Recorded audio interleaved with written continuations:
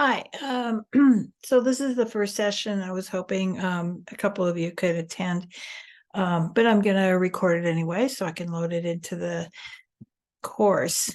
So this week, I'm going to go over the information from this week. I've got my light turned off for the room because it seems to glare on me and put me in shadow. So anyway, the text I'm using is needs to be right here. Okay. The first thing I want to show you is I'm going to show you the screen and show you the maps that the book has, just because I wanted to kind of talk about the context in which we're working here for this period, and just so you know that there was no Italy or France. There was part of France at some point. This is like the book is really good at putting on page 420 the actual Duecento and Trecento, which is the 12th century and the 13th hundreds, 1200s and 13. I'm sorry, yeah, 1200s and 1300s period of time. So let me get the maps up here. I don't think I have that in the course itself. Up here. So here's the one that's the earliest one in the book. So you can see here that what this part of the world looked like at the time. And it was really important to see this because the information you're reading, this gives you the full context of where are we talking about, because everything was so different in these at this period of time. Sardinia and Corsica are still called that. But when you look at here, there's nothing that you would recognize up here anyway.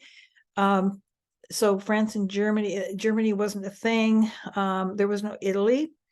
So you can see here the Republic of Genoa. So there was a thing called city-states. So they were all independent, had either a king or a duke or the Pope. So down here we have the Papal States. So that's the Catholic Church, the Pope, and the Vatican that were the head of that particular area or state. And down here was the just called the Kingdom of Naples. Now it's, a city. Up here, let's see, we have Siena. That's also a city at this point. Here's the little town of Vinci, which is where Leonardo da Vinci got his name. Da Vinci means of Vinci. So a lot of names in those days, unless you were royalty, had the name of the town afterwards. So that would be like me would be Don Plord of Tumwater. So kind of weird, but that's the way it was then. And it evolved from there. Modena. And then here is the Republic of Florence that had a duke. And a couple of the Venice, a republic. So these were more significant bodies of territory and power. So that's what I wanted to show you there. And then the next chapter has a different one. So we'll hold off on that. So first thing I want to look at is the course itself. The important thing here is that you are now reading the real textbook, and by now you should all have this. The first 2 weeks I gave you the free online textbook, which would have been volume 1 of this.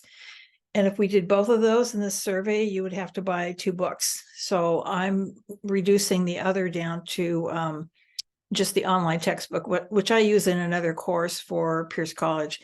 And it's really nice because then you only have to buy 1 volume of this book.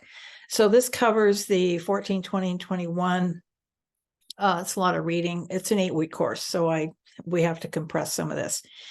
Some of the ones I only have you read certain chapters, like for sure in the online textbook, you only have to read these, not chapters, but pages.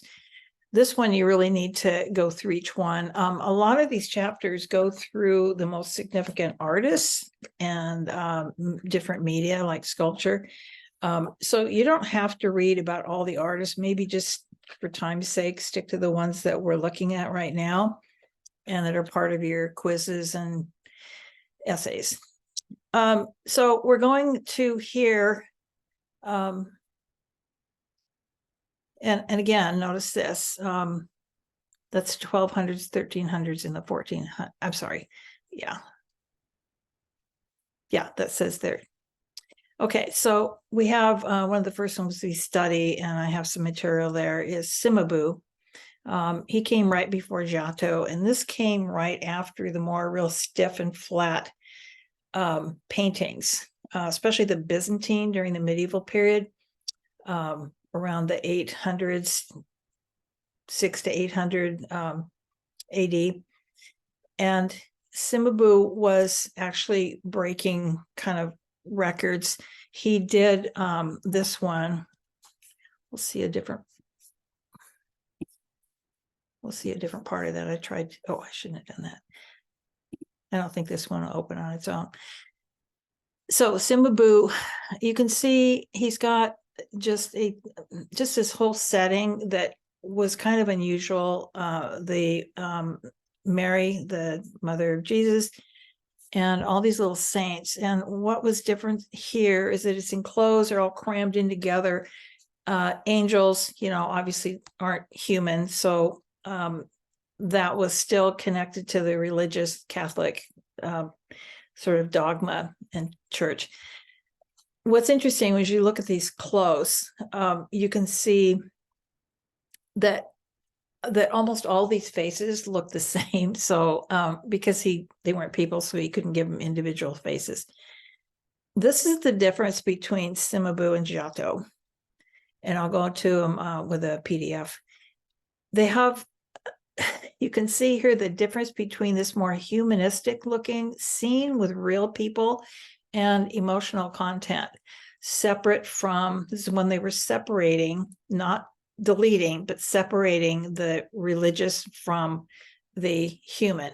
And you can see here, this was unusual too. This is a much more realistic scene, like an outdoor scene, certainly, than this. This is more like an icon. You can see here this diagonal, which different ways of changing the composition in works of art. And we're talking about paintings here. That separates, he made a nice separation between the humans and the little cherubs up here, signifying heaven. It's really beautiful colors. And I'll look at that more carefully. The Van Eyck, this one, you read through this. It's actually a question on your quiz also. Did both of these paintings. This was unusual at the time because it was a portrait of a real person, not royalty. And for a long time, and during the proper Renaissance, which is next week, you're going to see the first times they were doing portraits of normal people, although not like later in the 1800s with realism. They were actually painting peasants at that time, so they were getting really down to earth, so to speak. So and nobody who did a portrait of themselves was poor. They were still, there was a middle class now, merchants. So this was different. So this was a commissioned portrait of this couple who had just gotten married. So I give you sort of a synopsis here. In bold here is talking about the content and the intent. So the content is your subject matter, and the intent was what inspired. And the artist, they started doing interpretations, you can tell from Giotto's work. They were interpreting in their own expressive way. And if it was commissioned, some of them were rejected because whoever commissioned it didn't like it. And that was a thing, and they wouldn't get paid. So here we go. Chapter 14, I did scan this one like I did in the previous one. This is actually from the book, and it was scanned, so it's not part of the online book.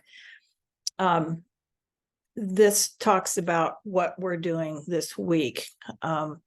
So we have medieval manuscripts. That was really big deal. That was, I don't know if you're familiar, there's a kind of a video in there that I think it's just got music, and it shows some of the examples of manuscripts. These were copied books from the ancient times when during medieval times, the knights were down in Greece and Rome, and they were Rome had been sacked, and so they had more access to Greek had an amazing library of thousands of books from the great Alexander, and they captured a lot of those books, brought them back, and then the monks all the way up to Ireland, which is amazing, were copying those by hand with the calligraphy writing that you are familiar with. They also were illuminated, which means they were painted. They had really beautiful like gold leaf on them, which is a powdery gold that's pounded and then fashioned into strips of gold paper. And you lay them on with glue, and then you have an instrument that pushes it down into that. And it was just another technique that was going on at this time. So you can look at those. The early Renaissance, and I believe this is, let's see, discussion. So I'm showing these. I love BetterHelp. Therapy has truly changed my life. I've been in and out of therapy with BetterHelp for a few. Okay. This is the example. I'm going to actually turn the sound off, and they're going to be talking about both of these. So you can see these up close. They're comparing here Cimabue with Giotto, and you can see the difference. This looks more realistic. Similar kind of, I mean, Giotto started out, they had guilds, and there was a master painter. So he was learning by painting what was already existing.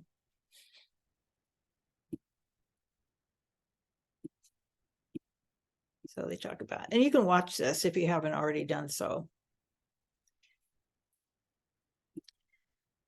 You're starting to see the reality and the folds, that was sort of conquered in the Greek sculptures, look more lifelike and flowing, and a little bit more of an expression on her face. So those are those two that you can kind of compare and see the differences there. Back to this.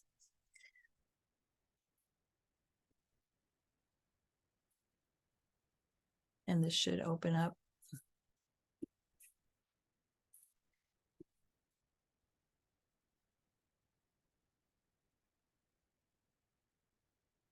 These usually go.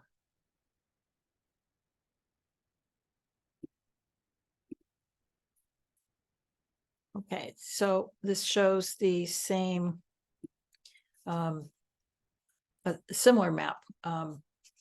So this talks about Italy. Italy, like I said, it wasn't a thing. Actually, Italy wasn't called Italy until 1861. So way different. So I have some notes here. Basically, what the early Renaissance, the word Renaissance means rebirth, renaissance, and it's a French word. Recinto is in Italian, but that's what you need to know is what it actually means in English. And rebirth of the ancient, the moderns, which highly influenced all of the sculptures now and the painters, especially the sculptors like Donatello, which you're looking at this week. So coming into the light was another thing. The Dark Ages, this is now 1200s and 1300s, and they consider that now. That's when humanism started, and there was more what you would call enlightenment. Literature, music, especially literature, and then the artwork were all showing that idea of humanism, which is sort of honoring humans and our brains and our ability to reason. And then the middle class comes in. So it started to divide, not much, not the emphasis there that there used to be on the church in the artwork anyway. So they were starting to show a more humanistic idea there. So they worked in networks, guild system. Da Vinci was in one. He was actually in a goldsmithing one where he learned, but he was also then went into a painting and he started working as a painter. But they all started somewhere. And then they would eventually, Da Vinci and Michelangelo, Raphael, they all started getting commissions on their own. Sometimes it was a real problem with leaving and taking commissions from patrons away from the master who was running this. Female artists, very rare. I do have one next week. They were very rare. They weren't allowed to go to school. So the patrons got a real deal. Some of them were from the Franciscan and Dominican orders that were monks. Let's see. They commissioned frescoes, and you have a video this week, I believe, that shows actually how frescoes are done. They were paintings on wet walls. It would dry, so the ink just got absorbed into that, and they're pretty permanent. You can still destroy them, and then these were the typical patrons, rulers, church leaders, civic institutions, usually for public display, but not always. Sometimes they were sculptors within a tomb for their whoever died in their family. It says nice commission. I know from seeing records that many of them they have a contract and then they wouldn't get paid. And Michelangelo in particular had this horrible time getting paid. And he would, they'd end up just going back to this pope or this duke or king or merchant and begging for their money. And they were considered rock stars. They were really sought after. The same as these, what you call the Low Countries, or what we're studying mostly this week, Upper Europe, Flanders. So they have the same problem. Let's see, and I talked about that already. We're going to go a little bit about the architecture that was really changing. It was getting more interesting. Before this were the cathedrals from the medieval time. These start looking a little bit different. In this particular case, this part was built before this.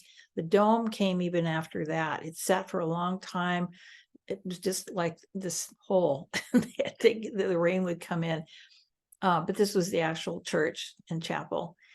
So eventually they found, and in those days they would do, actually they still do that, were submissions from artists. They would bring in a model or a sketch or a painting that had to be pretty elaborate. And Brunelleschi, which we'll look at next week, he was so brilliant. He was also very odd. He wasn't part of really society. He didn't like dealing with people, but this is how he made his living. There's videos about him that are pretty interesting. There's also a book by Ross King, if you're interested. He just really easily accessible way of writing and telling the story. So he finally figured out how to make a dome, and they couldn't figure that out before. And these were, this is right in Florence. I've been there a long time ago, but it's pretty impressive. The inside. That's the Florence Cathedral, it's called. And they talk about they're larger, they're airier, widely spaced. This is a little less interesting. And this kind of goes into what it looks like. So the baptistry doors, that was a commission, highly sought. There's a lot of competition for that. Now, here's Cimabue, the Virgin and Mary enthroned, not unthroned. So this is what this looks like. Let me see, this should be, there we go. And if you want to look at this, the text is here also, obviously. So again, I already went through this, and it shows that particular painting and the way it looks a little more stiff. They were finally starting to get a little bit more depth. This was the beginning of what they call, and you've read in your book, perspective. Perspective meant it was almost, they figured out a very mathematical way of drawing so that you could tell something was going further back. And this isn't quite there, but it was the beginning of that. It was, and Da Vinci is the one I feel like is the one who actually kind of nailed it. They talk about what's in here, and they talk about the Byzantine style. That was the other seat of the Roman Empire in around the 500s, and these looked really different for a reason. They developed this later during the time of period that we're looking at now. And then Giotto de Bondone, he worked under Cimabue. So we still have sort of those mentor-mentee relationships now, but mostly you get that from an art school, and I've got a degree from one of those too. So I actually do painting, and it shows you he did a chapel here. That's where many of his famous pieces are. They're in little panels here. This is really a small chapel. It's really beautiful. This blue is just stunning. They started to paint the ceilings. I don't know if you're familiar with the Sistine Chapel, but that is one where that Michelangelo was commissioned to do, and it had already had a painted ceiling. It's the chapel that's connected to the Vatican, the big massive Vatican where the Pope lives and all that, in the Vatican City in Rome. When they commissioned Michelangelo, this had already been pretty old, and even the two artists who did this, plastering and all that and painting, they chopped it away. Just all that plaster fell to the ground, and they collected it, and then they cleaned it up. Michelangelo had to prepare. It's a lot of preparation to do frescoes, and that was pretty hard for these other two now older men who had done that, because it was done in their lifetime and they had to see that destroyed, which is never fun. So 1305 to 6 does take quite a while to do these, and you did all these panels dedicated to the Virgin of Charity and the Virgin of the Annunciation.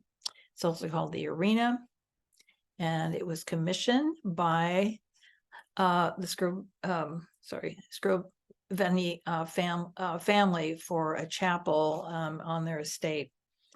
And this was typical banker money, and he was able to afford this, although goodness knows what they were actually paying. I haven't seen those contracts. Here's some of the panels, and you can see lamentation is here. Now, lamentation just means lamenting and sorrow. And this is what he's described. I mean, it's always the Bible stories, right? They didn't do what you call secular stories or stories by people, about people. These were about biblical characters. But down here, you can see that this is very emotional. There's a guy over here with his arms up, and then Jesus after he died, and then this is his mother hovering over him and holding him. And there are so many paintings of the mother and child. They call them Mary and Jesus. But it shows all the people who knew him. Now, you also see these halos around certain people, because later on they decided, they were saints, and so they would put halos on them. Some don't have them. A lot of them do, or they wouldn't be in these pictures. Oh, sorry. Here's the lamentation is called Marriage at Cana. That's another biblical story. Lazarus, another one, and the resurrection, another one. Here again, you can start seeing more colorful and more very individual people meeting at the Golden Gate. These are all panels in there. It says tender embrace, faces seem to fuse into one another here. But they're real people. And again, the halos, which tells you what was happening later in their life. And it kind of goes into, I'm not going to spend a ton of time in here because you can read these, but this is so cool. I mean, the beautiful blue. There's certain colors in the Renaissance that are particularly beautiful. This type of blue, it was pigment for oil paints come in powder from minerals. Lapis lazuli is one of the minerals had the most beautiful blue that they could imagine, and it was in Italy. You had to go find it or buy it, and Michelangelo was particularly obsessed with that color.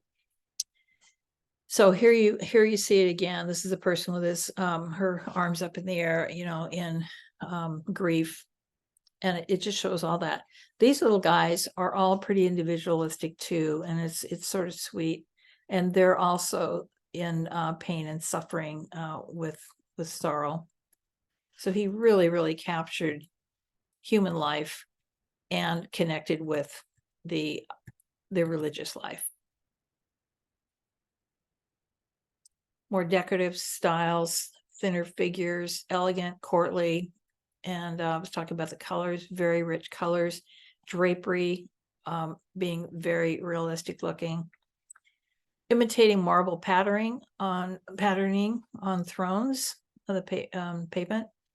Architectural settings, because you see that in the background of many of these, and some of them were altarpieces. I talk about it being almost theatrical, which is what I was trying to point out. And more cathedrals, but I'm going to stop here.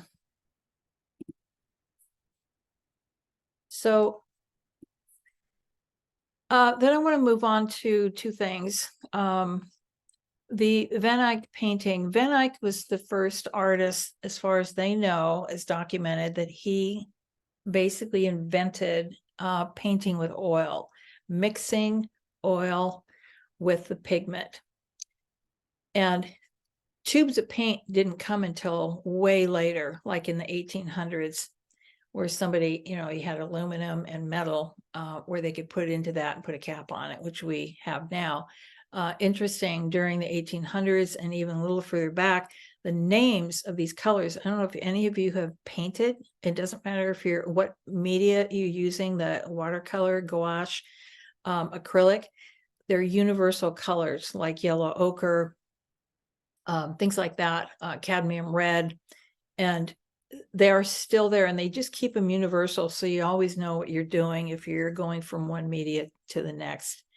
So he discovered that process. It's a richer form. When I was painting, I chose oil. I don't like acrylic because it dries really fast, although there are different kind of gels and things you can make to slow it down, but it's thinner. Oil paint, you can change a little bit better. You can rag something out, you can scrape and put more gesso on and repaint. So it's really versatile, and I loved using it. I don't do that anymore. Now, what I'm going to do is, you've seen this painting, and I found an article that goes through the painting, and this is the one you have probably seen this. It's in the book, and I've got a couple of videos there that go over the same information. I want to get this a little bit closer. So let's go 150. Let's go even further. And they have bigger details here. So I've taken this article and I've broken it down. It deleted some things and bullet pointed a lot of stuff here, so it's easy to read. This is the one that has all the symbolism. And I'm going to go over this with you. It's pretty the thing is just loaded with symbolism, and this started to be very intriguing for particular artists. It would also set them apart and make them more sought after as someone to do a commission. They also say that he started a new genre, which is a sort of a niche type painting, a category that people started being attracted to. So these became more common. It was also commissioned, so you were, you know, making some money finally. And I say it's loaded because it's got almost every object in this room, including the two people. There's a couple parts that historians later have sort of gotten different takes on this, interpretations. But let's go through it. Now, the history of it, this is just and it says it features a double portrait, which was what I was talking about. It was a different genre. This one talks about just some general stuff here about this. This is also referred to as the Arnolfini wedding. Some people think that this was done way after they were married, which isn't that big a deal. You can commission something later. Represented by taking their vows. There was a book that identified the couple, because when it first came out, it was in a private home for them, and then obviously it ended up in a museum. The identity was revealed by these two authors in 1857, so much later, when they were really starting to delve into these different artists from different periods. There's certain historians who have favorites. When I was doing my master's thesis, I was looking, part of it was in Da Vinci, and I had to find, the expert, world expert on him. He's helped identify if they're really Da Vinci's. He only painted, I think he finished like 10 paintings is all, a lot of drawings. But anyway,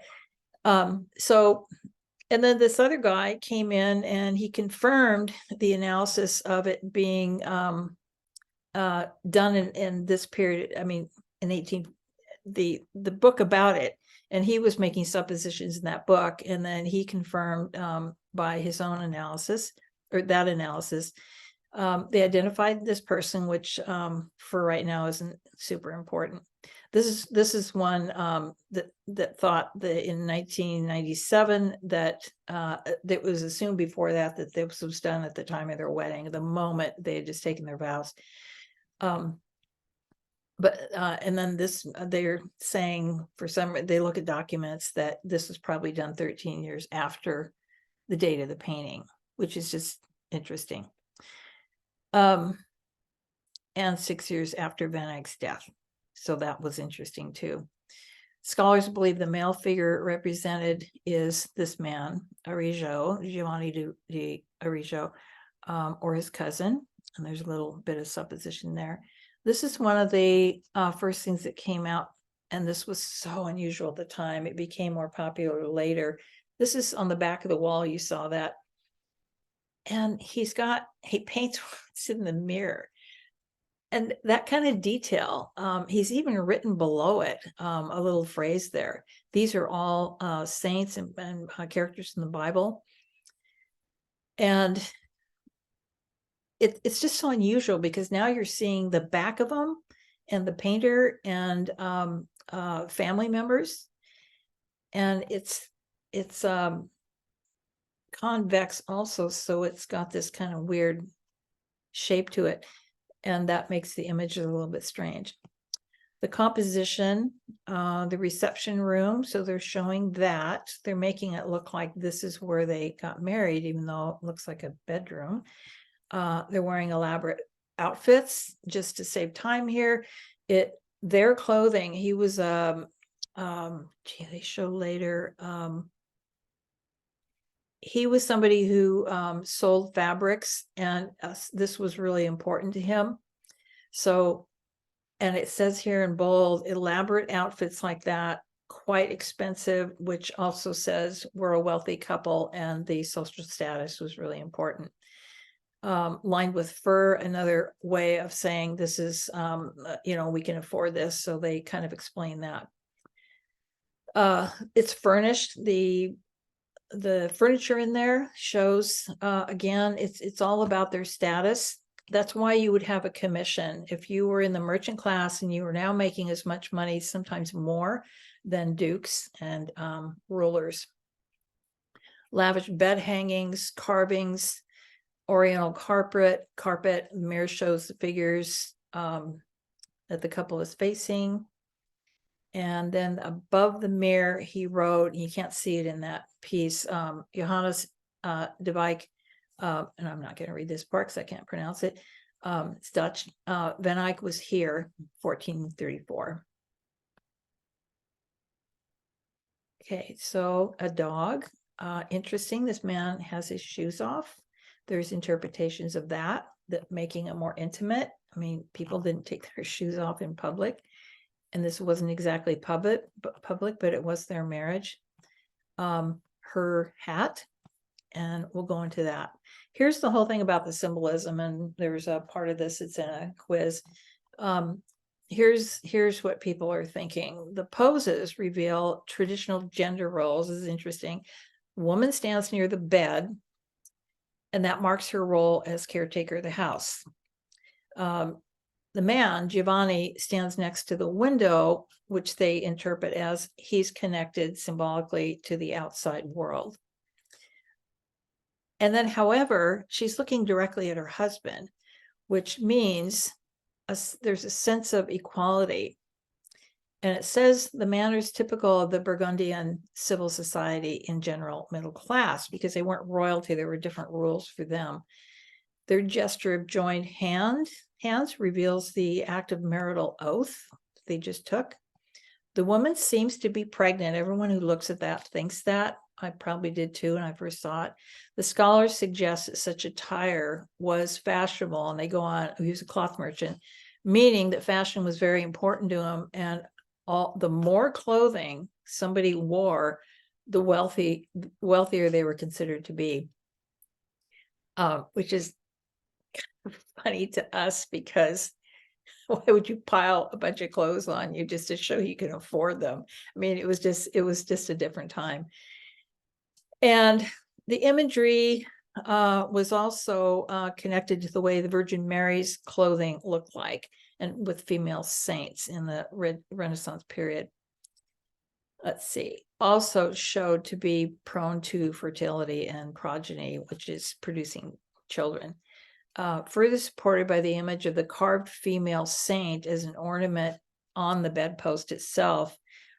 Probably somebody identified as Saint Margaret, patron saint of pregnancy and childbirth. So these are all symbols of what marriage is. Frame of the convex mirror, the small medallions I already told you about. Lower central part is the depiction of a dog, and that symbolizes loyalty and fidelity, which we know dogs are. And can also be seen as an emblem of lust, underlining the couple's desire to have a child. And they talk about lap dogs. Wealthy people had lap dogs. Other dogs were on the street or a farm. The green dress, this color is pretty predominant because she's a predominant part of this picture, symbolizes hope, and that's becoming hope of hopefully being a mother. And of course, in those days, bearing and conceiving children could be dangerous also. The white headpiece signifies purity. And the curtains, behind the curtains of the Arnolfini portrait are opened, which suggests marital duty of basically sex, because they're showing the bed. So, and then a memorial portrait, which is what you do portraits for. It also features fruits, cherries on the tree outside the window, symbolize love, and the mentioned oranges, which symbolize the purity and innocence present in the Garden of Eden, because those were shown in pictures there. This is just what I wanted to show you briefly. All artworks are, hopefully you sell them. This is still today. So they have what's called a provenance, which means the journey from that artwork takes from the moment they're sold. They usually have certificates on the back of authentication. They're signed. Some of these later on have to have experts kind of identify them. If they weren't certified, there's nothing on the back. From sitting in attics and things like that, to say this, to validate that's what it is. It was this person who painted it. So the first portrait by Van Eyck came into the possession of a Spanish career courtier. A courtier is somebody who lived in the courts. He gave it away. So then it next goes to Margaret of Austria. Her niece inherited the painting in 1530. 1556, she moved, and then it went in 1558 to Philip of II of Spain, another king. And 1700, the work belonged to the inventory of Carlos II, and then became in the possession of a Scottish soldier. Colonel James Hay, who was the next who got it, or he was the soldier. He was present at the Battle of that's supposed to be Victoria in Spain in 1813. There was a large coach loaded with these things by King Joseph Bonaparte. He was a brother, I believe, of Napoleon, and he was made king by his brother. And these were artworks from, the Spanish royal, because it had been in the hands of a Spanish royal. And then finally, the last thing was then Hay gave it to the Prince Regent, who was George IV. George V was right before World War II, and then World War II, I don't know if you remember, but the current, now passed away, Queen Elizabeth, her father was George VI. So it was in that family. He had it on approval, which means he was deciding whether to actually pay money for it.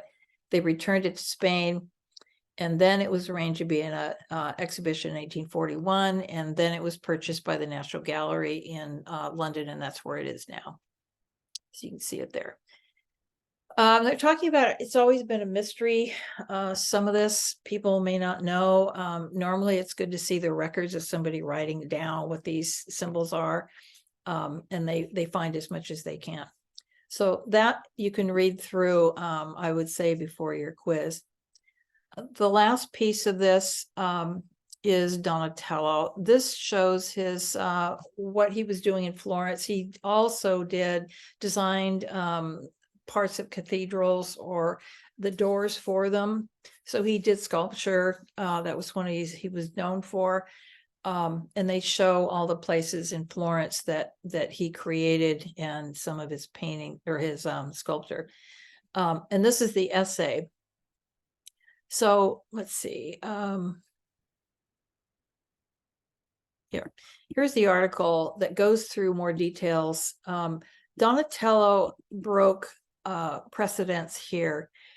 This is different. And then there's a bunch of Davids being done. David and Goliath, that's the story you probably heard of in the Bible, where this young boy, he's supposed to be a teenager, that's what the Bible says, and he comes up against a warrior who's just massively big and and this boy comes up, he's defending his city, Florence, and he stands there in opposition and resistance to that army and that Goliath. And the story is to show the conquering of from a person guided by God to what was considered an enemy or a heathen. And the story is he uses a sling, a rock in a sling, and projects that over and kills Goliath by hitting him in the head. It's considered a really big tale. Florence commissioned that, and it stands in Florence, and it's always been a tribute to that story of protecting us, our city. He does look effeminate in a way, and they talk about this, not just me. He looks a little girlish in a way, maybe because he's young. He also has this, you're going to read about contrapposto, which is what they were kind of figuring out now. They did it in Greece, and so then during the medieval times, there were so many plagues and wars. There started to be nobody to teach this stuff. People were killed.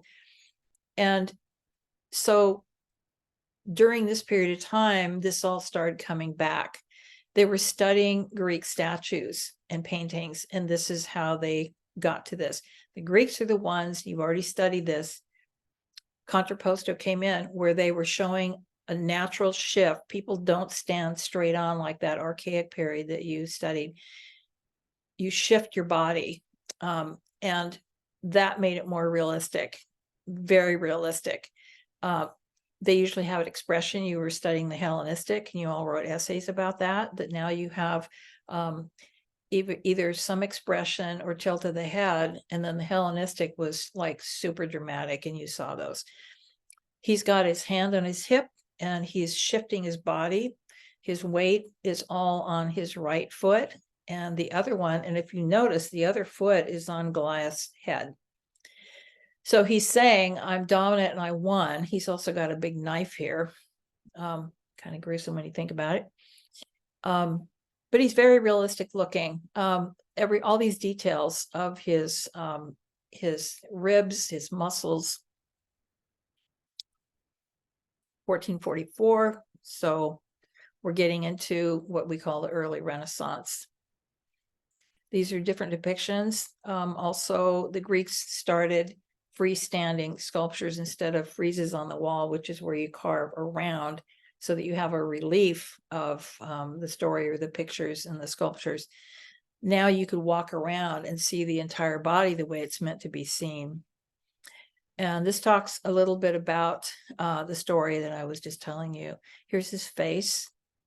He has such a serene look on his face, which I think is really interesting, that he wasn't terrified. And even after he killed him, you wouldn't expect serenity after that. And different close-ups here, and we do that with Michelangelo as well. The boot.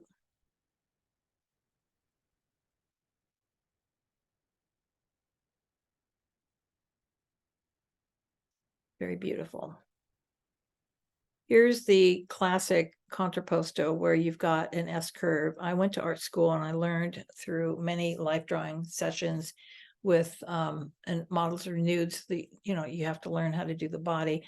It's very complicated and very geometric process of like circles for knees and elbows, and cones, and for places like the top of your shoulder down to your elbow goes like this. And the legs do similar things. And this shows this balance, this new kinds of balance. And they're showing this here in a classic Greek statue, and you can see what I was just talking about. There's usually shoulders are a little bit tilted. The head now is turned instead of face on. And again, the weight here, and the other one doesn't have weight. Praxiteles, in the last week, I asked you to identify one of the most prominent, several of them, sculptors, because we were looking at sculpture. He was one of the most famous, and Polykleitos was another one. And the thing is, we now start to have the names of the artists who were making these. And before the Greek period, and even during that time, you didn't necessarily know. They were artisans and they could be told what to do, and a pharaoh wasn't interested, or a Caesar later wasn't interested in who the person was, giving him any credit. So there's just more pictures here. And this is something of what we saw. The Pontificio is the Papal States. Firenze is the Italian word for Florence. And this shows you the difference, the kind of how it went from Verrocchio, which was a person. He was the master of the sculpture guild in Florence, where Michelangelo studied as a pretty young boy for about 4 years before he left. And he outshone his, Verrocchio was also a painter, and Michelangelo didn't consider himself a painter, but he was a good painter. He did the Sistine Chapel. And so he was better, clearly better, and all of a sudden got these amazing commissions and outshone his master. So that didn't go well, but it's very typical. And you see it even in modern art, more in around the World War II. This, you can see the same thing, this beautiful S shape like this. He's got his arm up, which shows even more movement. His head is very much to the side and he's looking. I wonder if they don't have the close-up. There's another PDF next week that shows a close-up of his head, his face, and he's got this really odd concentrated look. His eyes are squinted and his forehead is burrowed, and he's concentrating. And so it's so realistic of what he would look like as he was about to throw that sling. There's another thing that's going on here is that they have with iron or like a bar, either of marble or metal, to hook what would be a more fragile part of the sculpture that could easily fall off, and it would cement it there. Same thing with his hand down here. Some people think this hand is larger than it would be, and it might be because of the stability that they wanted. There's usually a base. You can see that here. Sometimes it's a tree. I've seen this in person. It's in a really cool place called the Accademia in Florence. Very hard to find, or it was then in the 70s. And it's got a dome on top, and it's in its own little room that's circular with the light coming through, and you can see how that's crowning him here, and the light is all hitting the top of him. And it's very impressive. Now, I'll show you another PDF next week of him, of this statue. And your head, it's so large, your head, if you're standing next to it, will be right here. So the base is really high. And Bernini is from the week after the Renaissance. Now we get into what looks like Hellenistic, but this is now called the Baroque period, and there's a reason for that. But this is very similar, and now you see his face being really scrunched up, and he's in the act of swinging the sling. He's right in the act of killing Goliath, and it's a really different stance here. Okay, so I have some notes here. Let me just go over those. Another part of what's going on during this time is the amount of plagues that were happening. One of the most famous was the Black Plague. People died. There was in some, the reduced population was around 25 to 50%. That is just amazing. Obviously, there was no treatment for it. People would just get these pustules, fevers, and die within days, if not a day. They were piling up the bodies. They didn't have enough place to bury them, so there were mass graves. It was really, really awful and traumatic for different periods. And there were some that were particularly bad during the medieval period. And this is just a little bit later. This is the late medieval or early Renaissance. That's why they call it that, and also called the Dark Ages. So 25, you can imagine I used to have this great video. It was a documentary from History Channel, and all I can get now is a trailer. But one of the historians who was talking there said basically what I just said. Can you imagine that if you're in a small village of, say, 50 people, half of those people would be gone. And it's astounding for us to think of that. COVID was bad enough, but this was really, really taking half of the population away. The rural part got hit not as bad. The cities, 50 to 60%. Let's see, there was a Petrarch, who was a writer and philosopher, 1304 to 1374, was working in the 1300s, and he's the one who coined the phrase the Dark Ages. And he coined it that way because he was referring to a, quote, period of intellectual darkness due to the loss of the classical learning, which he saw as light. But right after this period leading up to the Renaissance proper, that was considered, the rebirth is called rebirth because they're getting the light from the classical ancient times of the brilliant Greeks with they started democracy, theater, the Olympic Games, philosophy, math, all these things. It just elevated mankind. Dante wrote the Divine Comedy. You can check that out. Humanism, we're starting to look at now. We look at it a little bit more, but I wanted to go through it here a little bit, and I'll go through it more carefully next week. It was not actually, this concept of philosophy was not actually named that until 1808. And that's kind of the way things happen. People didn't necessarily name that. They were living it and designing it. Nothing shows the distinction between the medieval and the Renaissance more than humanism. So it was about an educational system. It was a program of study. The Jesuits and the Catholic Church, especially the Jesuits, were just the form of schooling. They're a sect like the Benedictines at St. Martin's of the Catholic Church.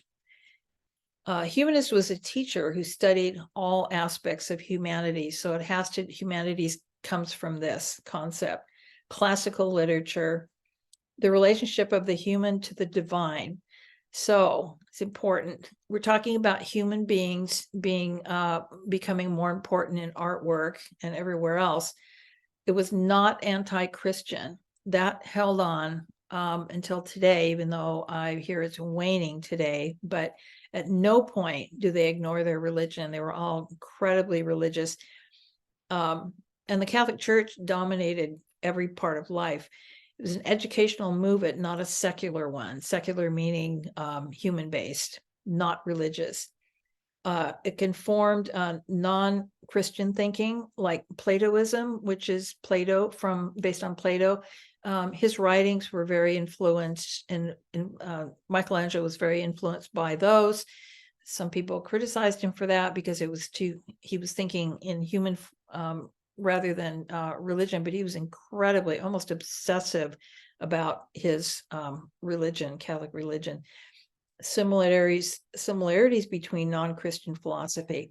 Believed it was important to transcend to the afterlife with a perfect mind and body, so you're educated. And they felt like, God gave you those a brain, and so now they were being able to use their brain and the idea of reason.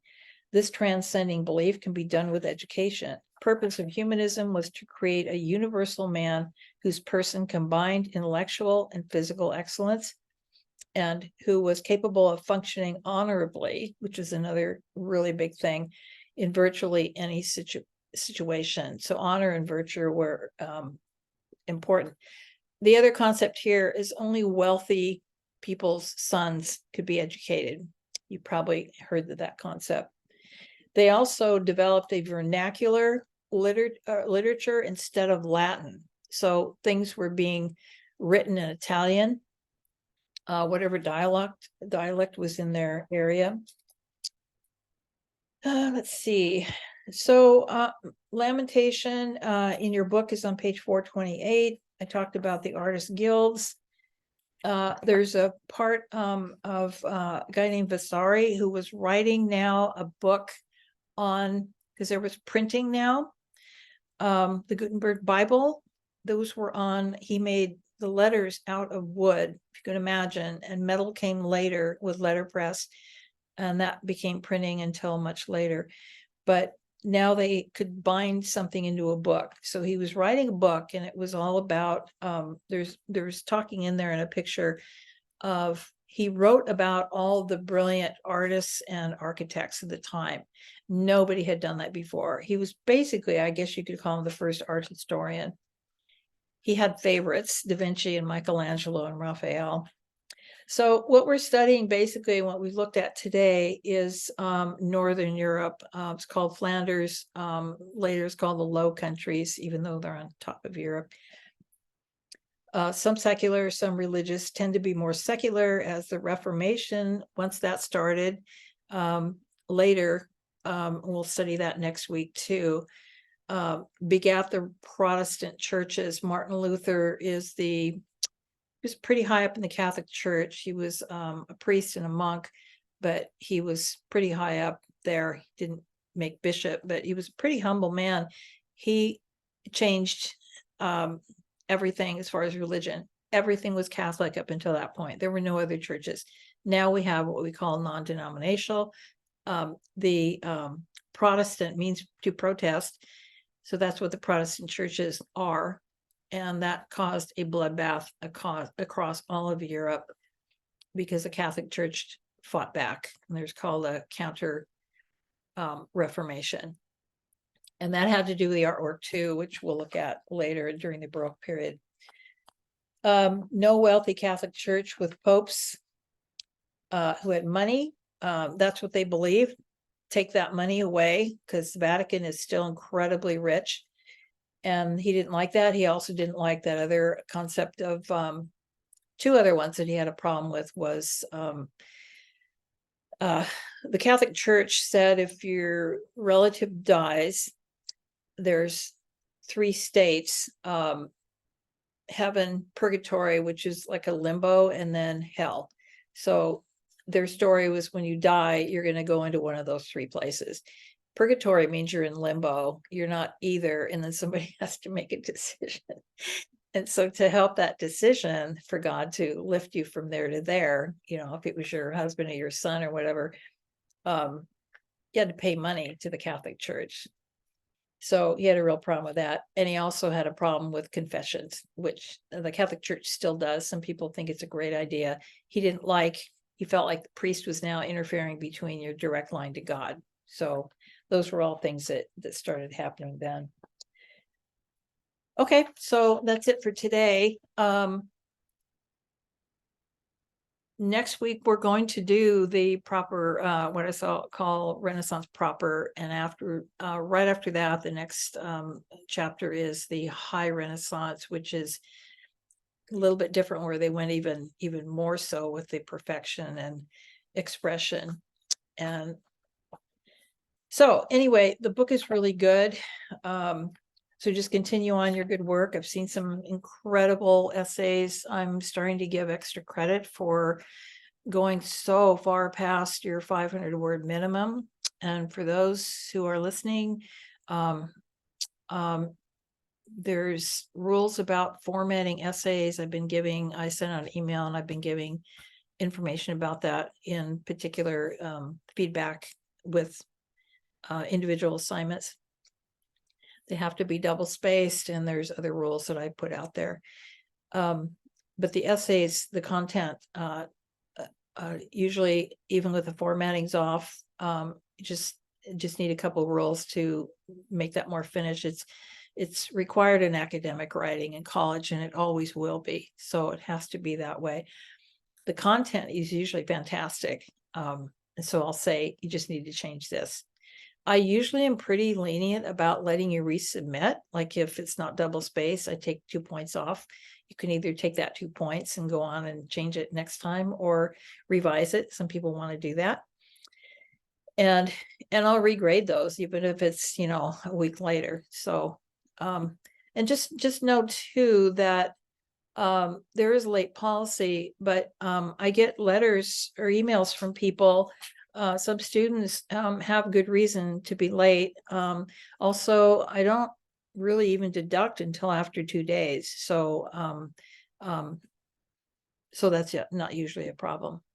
Anyway, have a good rest of the week. I look forward to your essays on Donatello. And I might just look at that right now. Oops, sorry. The essay.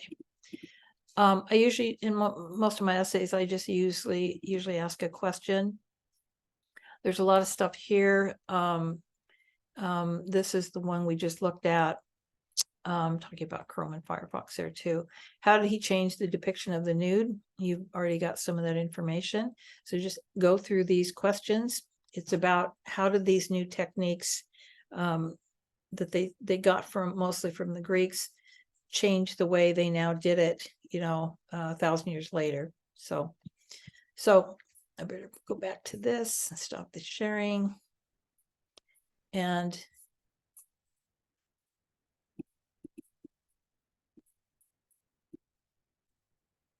doesn't always show up like it's supposed to.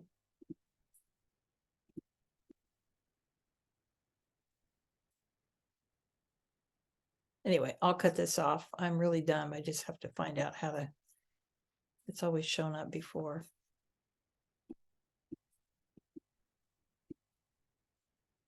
And then there it is. Stop sharing.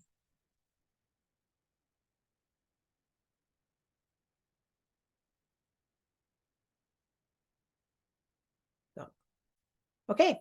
Thank you for your time. And I hope you enjoy this. I'll be back next Thursday at the same time if you can make it. Otherwise, I'll be loading these into the course.